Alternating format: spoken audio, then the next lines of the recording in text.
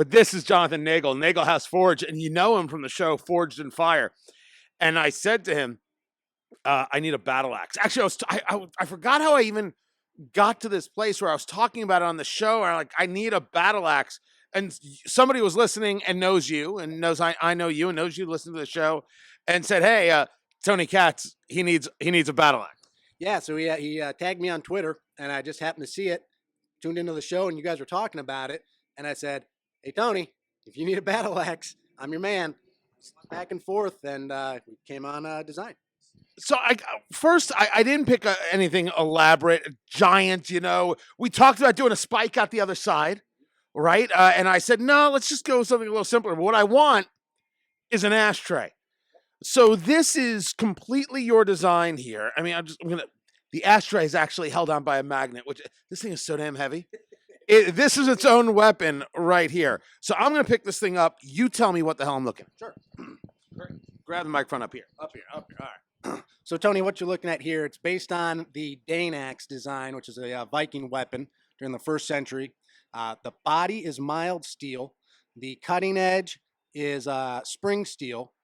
The handle is hickory, and it's got the leather wrap at both the top and the bottom. The handle itself is probably 3 foot long. The cutting bit of the axe itself is about 6 inches long. And like you said, there's a magnet up top that inset to hold on your ashtray.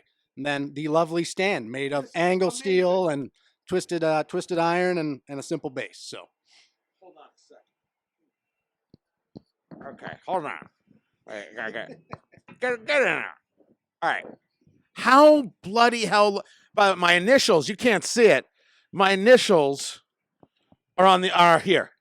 My initials are in the ashtray. How long? Because you had started making this, and then you had a crack, which doesn't happen very often. Yeah, so to professionals like you. Well, more than you'd think to professionals. We just don't show it. So I was making it a totally different way.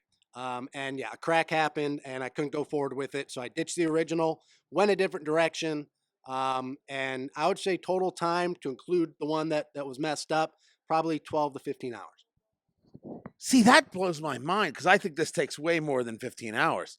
This is absolutely insane. Now you do that. You serve in the military, but you do this like professionally. Did you teach yourself how to be a blacksmith? Is there a place you learned how to do this? I went to YouTube University to learn how to be a blacksmith. Did you really? Yeah, just all self-taught, watching videos. All right, hey, I want to learn how to make this. Look it up on YouTube. All right, that's how that guy did it. That's how that guy did it. Now I'm going to go to my forge and figure out how I'm going to do it. Yeah, but then you had to make yourself a forge. So you learned from YouTube. Yes. This is an ad for YouTube all of a sudden. You learned how to make a forge on YouTube. Yes, correct. There's tons of instructional videos out there on how to do things an easy way or an elaborate way. I chose the way that me with my skill set could figure out how to do. So, I mean, first of all, this is how the ashtray sits on right there. There we go. Much, much better. What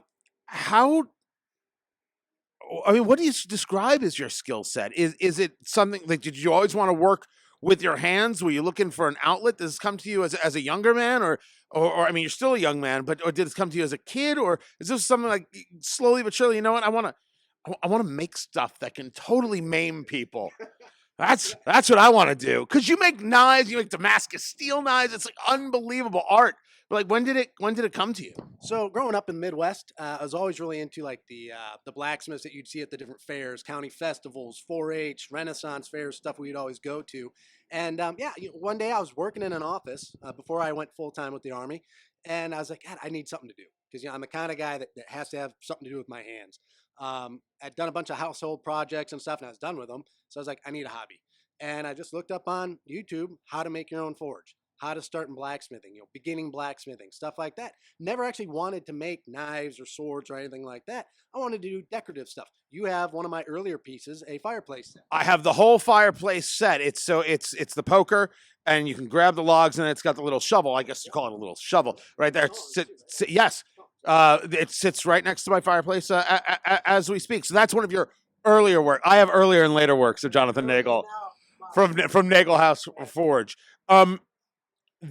This is stuff I have a kid who is very interested in this, and too young to be able to get in any classes. Right?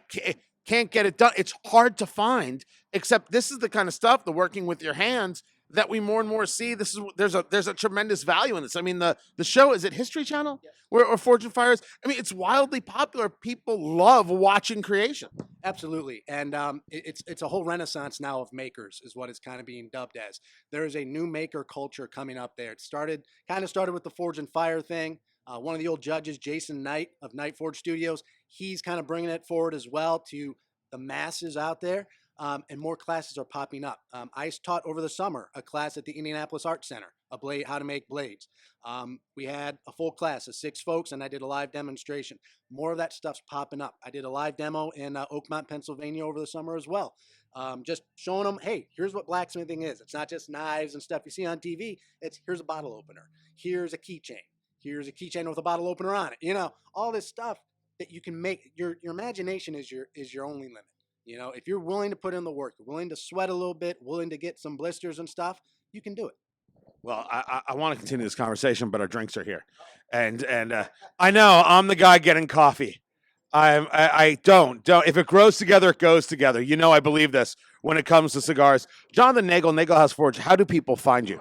So I'm mainly on Instagram and Facebook at Nagel House Forge. Nagel. Yep, Nagelhaus Forge. And you can email me at nagelhouseforge@gmail.com.